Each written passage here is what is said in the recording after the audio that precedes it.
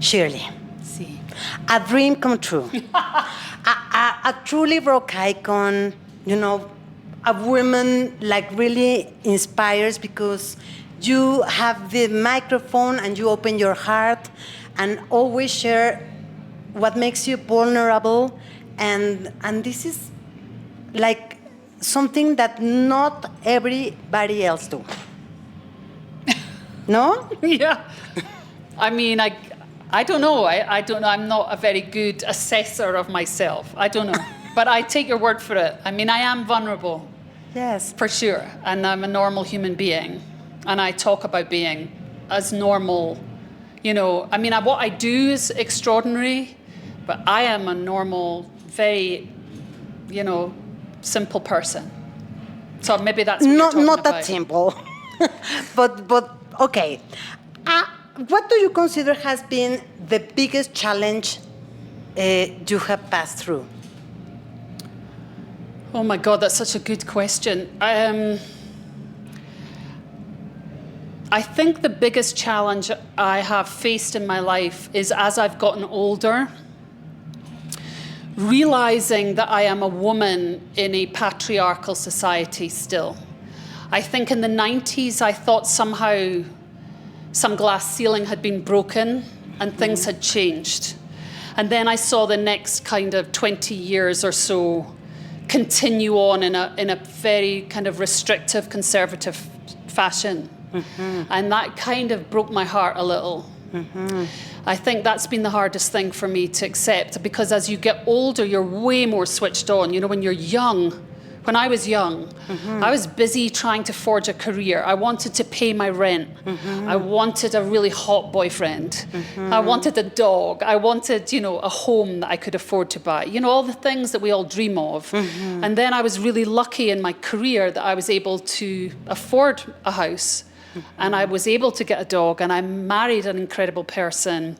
And then when you've stabilized as an adult, then you start looking out at the rest of the world and your place in it. Mm-hmm. And it's been hard. It's hard to stomach, mm-hmm. Because women still have a complicated relationship to the society in which we are all living in. Mm-hmm.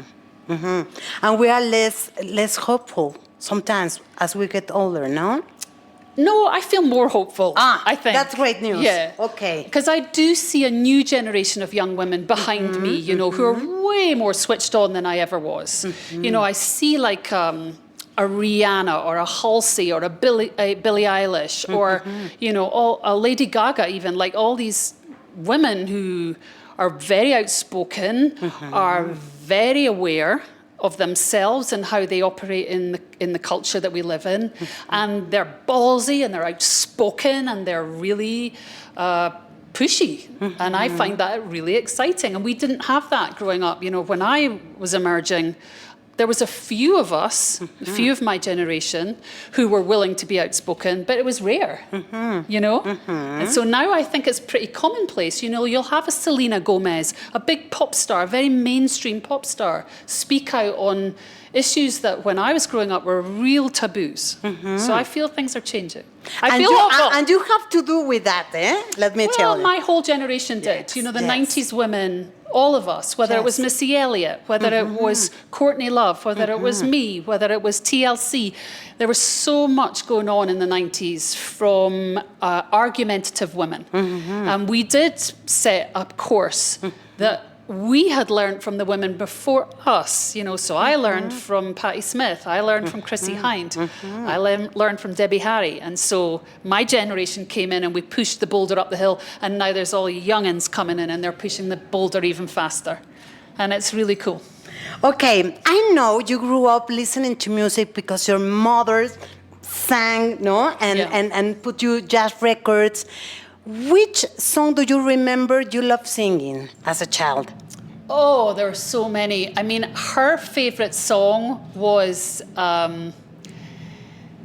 Raindrops on Roses and Whiskers on Kittens. Mm. That one from Sound of Music. Those songs she sang all the time around the house. On a Clear Day, I Can See Forever. And the one that I love because I realized the profundity of it as I've gotten older is the one about the rainbow. I can see a rainbow, which I think is about human beings and how all our different colors and all our different persuasions are just part of this big picture. And so whenever I think of my mum singing, I can see a rainbow, or it brings me to tears. Beautiful, beautiful. Okay, tell me about that moment when you, Shirley, really realized that you want to become an artist. I never really, I'm a strange one because I never pursued that per se. I kind of stumbled into being an artist. I stumbled into being in a band. I stumbled then into an even bigger, better, more successful band. And then I realized, I'm a writer and I guess I'm an artist, but I didn't know that until I was, oh dear.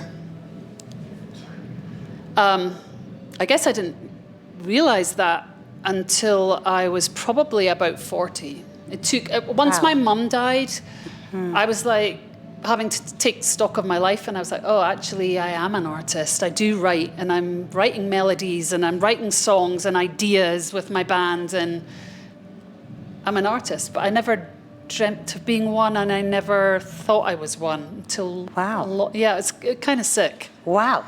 What's the best thing about being the only woman in a band? There's nothing good about being the only woman in the band.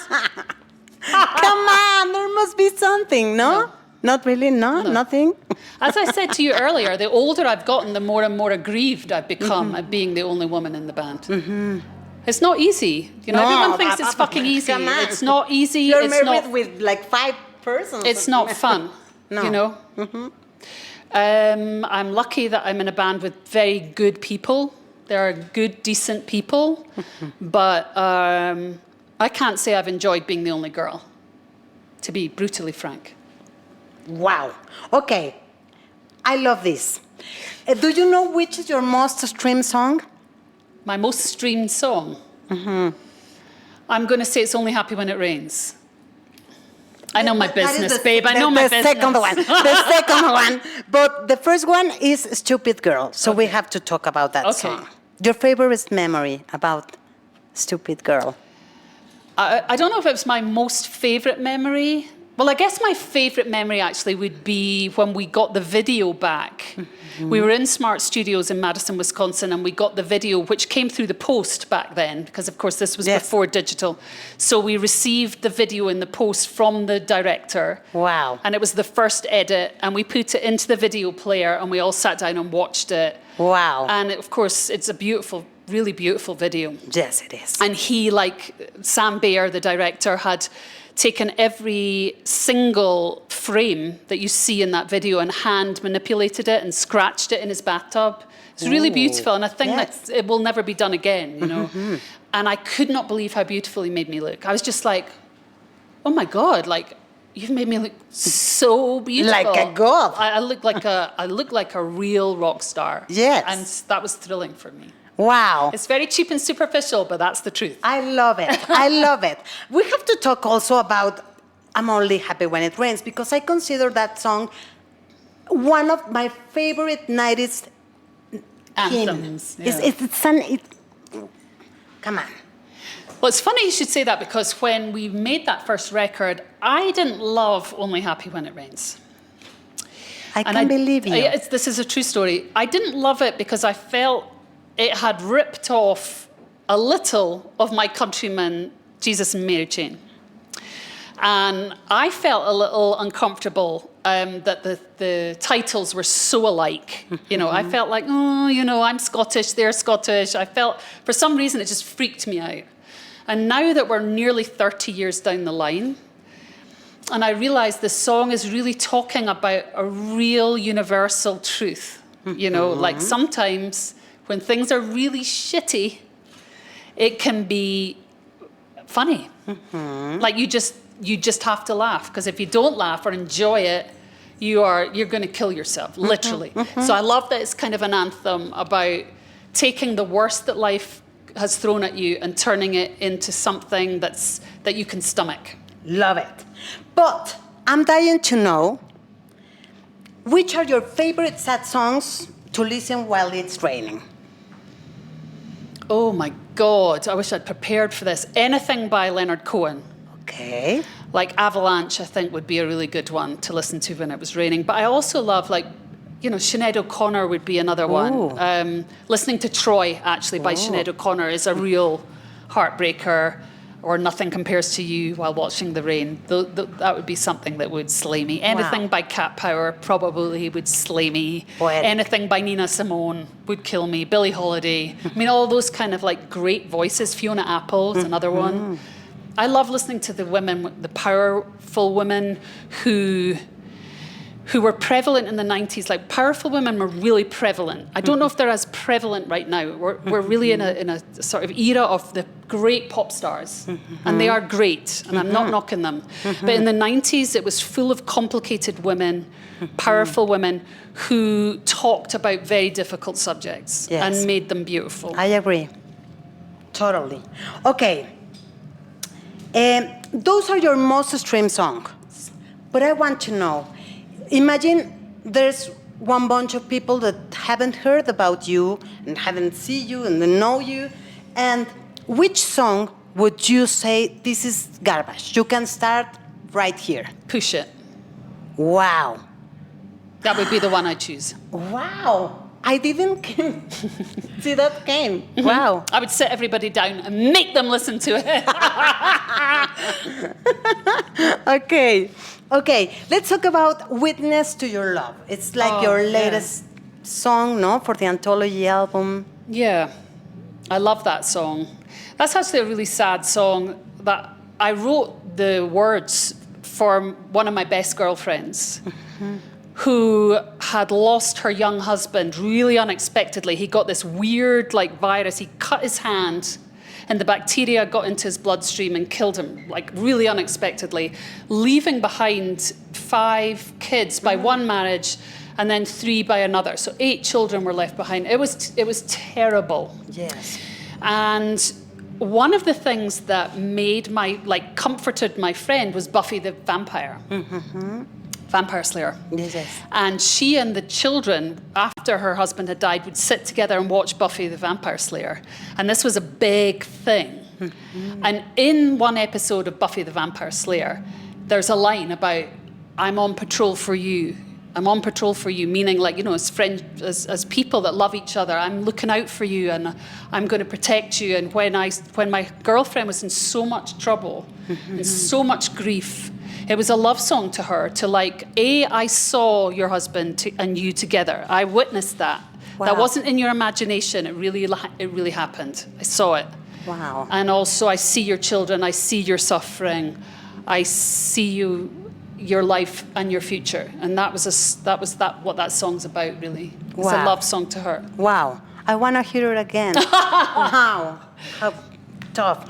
Okay. You also included a cover of a song I love from one of the biggest, greatest women in rock, you know? Siouxsie. How difficult is to make a beautiful cover of a great, great song? You know, I'm a Siouxsie student. I've talked about her since I emerged in the 90s, and she knows it. Like, she knows how much I love her. And when we discussed doing a Siouxsie and the Banshees cover, I was very snobby about it. And there were certain songs that I knew we couldn't touch. I was like, I'm not touching certain songs. I'm just not going to do it. But when Butch suggested we do Cities and Dust, I was like, I feel we could do a good cover of that, and it wouldn't fail Siouxsie. It would make her proud. And I know how to do it. And I know how to do it my way, but still revering her. And so I feel that we did a really good job. You really did, because it's garbage. But it sounds like us, but it really sounds like her Yes. too. And we have mutual friends, and he sent it to Siouxsie. Ooh. And Siouxsie said, tell her we did a really good job. And I was like, oh. Wow. Wow. So, yeah. Okay. I want to talk about being on tour, because, come on, you have been all over the world. You have to have a favorite anecdote, something funny or something special, no? Of course I do, but there's so many, I can't even think of one. Do you know what I mean? I mean, touring is, for me, like when I feel the most alive and most myself. Not everybody in the band feels that way. I am very lucky that my husband travels with us, he works with us, so he's my home. So home comes with me, which has allowed me to have a phenomenal career. Because I've only ever cancelled one show in 30 years. Wow, why? Because I'm a fucking beast. And also because my husband's with me. So, you know, when you have your home with you, doing what you love, you stay healthier, you're happier, you feel more secure, and you want to tour more. And touring, we've toured so much because I'm a beast and I'm like, we do more, we do more, we do more. And as a result, we've had an international fan base that has allowed us a career in the music industry that is so competitive and brutal. We've been here almost 30 years, and it's a result of coming to each country and meeting the people and showing them that we give a shit, you know, like we care about you and your country and your love of us. We care. And I think fans remember that. They remember and care that you care. So I think touring has just been a great privilege.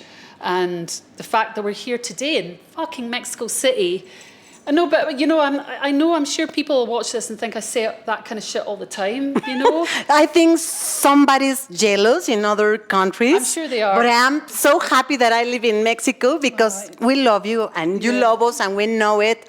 And tonight's going to be great. It's going to be great. But I have another question that is killing me to make. I want to make this exercise. You tell me if you want to participate, but I think if you have to make, like, you know, like a 90s festival, and you have to choose 10 bands. Oh, shit. 10 bands for your personal 90s festival. Well, it can't be specifically 90s. Okay. But I would Cool. obviously put Garbage in there. I'd put Hole in there. I'd put Jenny Beth in there. I'd put Cat Power in there. I'd put Idols in there. Ooh. I'd put Queens of the Stone Age in there. I'd put Smashing Pumpkins in there. Cool. I'd put Radiohead probably in there. I'd put Oasis in there. And I would put, I'm trying to think of one more of kind of my era, and my brain is going blank. I want it to be another woman. I'd say Skunk Anansie. So, Ooh, cool. Because I love Skunk. I want to go to that festival. Okay, is there someone you love to work with? Oh, my God. I'm sure there are 1,000,001 people I'd love to work with. I actually got my tour manager to ask Brian Ferry why he'd never asked me to sing a duet with him. So I guess, technically speaking, I'd love to work with Brian Ferry. Wow. I'd love to do a duet with him. I haven't seen him playing live. Well, I saw Roxy Music last year, and they were fucking incredible. It was incredible. And I just feel like he's coming from, like, we're all huge Roxy Music fans, and, you know, he's getting on. He's not young anymore, and I'm like, you should sing a duet with me, Brian, before it gets too late. Voice. You have to put an email. I have already, please. trust me. He's too fussy. He doesn't want me. I'm going to talk with him. Talk with him. Somebody call his people. Make this happen. Okay. Shirley, today is September 4th. Okay? 4. Okay. Looking back, what makes you feel more proud about your life and career? Well, I feel like we've negotiated a very difficult business for nearly 30 years. Without losing our humanity, without losing our love of each other as a band. You know, they get on my nerves and I get on their nerves, but we love each other. You know, and that is hard. Yes. And I'm very proud of it. And I'm proud that we never really lost our sense of what is right.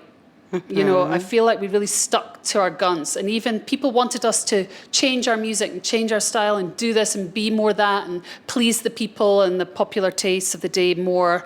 And we decided to stay true to ourselves. And that is very hard. And I'm really proud of my band and of myself for being uncorruptible.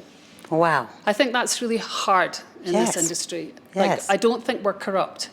I think we're very pure of heart. And that has been not good for us always. Yes, I know. But we have done what we believe to be right. And I think that's cool. And it's great to be good to your heart. It's to be good to your heart and those around you and I think it allows other people to want to do the same, you know. I think it's very easy to, you know, I've been asked to go solo 1 billion times. I could have done that 1 billion times over. It's like, at what cost? I wouldn't have been here 30 years on with my band. You know what I'm saying? And now everybody's like, oh, the fact that you guys have been around for 30 years is so powerful. It's amazing. And I'm thinking, you're the same people that wanted me to leave the band, you know, 20 years ago. Do you know what I'm saying? I'm not sure if I'm articulating myself very well. But I just think sometimes you really have to hold your ground despite what everyone's telling you to do when you know in your heart what is right for you, you know? So I think it's good for people to hear that. Wow. It's like, just because you're not the most popular or not the, you know, most successful or not the richest, you know, I think what is the most important is that you can go back home and look those who love you in the eye, feel good about yourself, and you can get into your bed and have a blissful night's sleep. Ahora me entienden por qué la amo. I love you. I mean, wow. Shirley, imagine I invite you to a karaoke party. Which song would you sing? At first I was afraid, I was petrified. And that's party. Shirley, thank you for your time. It's been a blast. Thank you so much. Really. Thanks for having me. Thank you. Thank you. It was a pleasure to be had. My pleasure. And good luck with the job. I thank you. Thank you. You are like my godmother. I mean, wow. Oh, thanks. Thank you so much, and for your very thoughtful work. This is a dream come true. Oh my God. Really, believe me. Well, let's up your dreams, Mrs. Shall we? Ok. Muchas gracias. Criaturas de todo el equipo. Gentlemen.